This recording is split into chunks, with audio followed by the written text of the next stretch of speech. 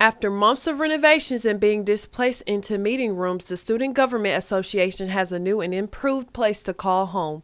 Room 215, located upstairs in the Trojan Center, is home to SGA as well as UAC and student involvement in leadership. The university began looking into renovating the Trojan Center in the fall of 2019, and one of the focus areas would be the SGA office. During this time, it was to make this office area a little bit more student-friendly, student-focused as well, to modernize the look to as well for the Student Center for the next couple of years. We also wanted to make it so that way we had more area for our student workers and student organizations to come up to our office to meet and to have spaces to meet, executive office to meet after hours when our office was closed.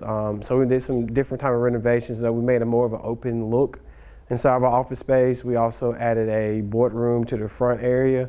In our boardroom in the front area, we will be able to have it where student organization presidents will have the code to come up to the meeting room and to have student meetings. Renovations began in the summer of 2020 and were completed in February of 2021. Some of the new additions to the SGA office include individual offices for SGA officers, freshman forum directors, and staff, as well as a kitchenette area and a boardroom.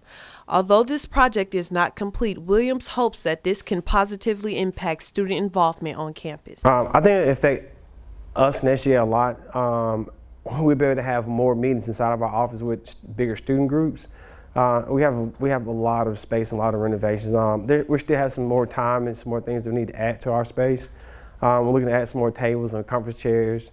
And once we have some kind of a little bit more restrictions lifted from COVID, we'll be able to have more room for our students to come and meet and actually meet inside of our very open area. Jacklynn Lambert, Troy, TrojanVision News.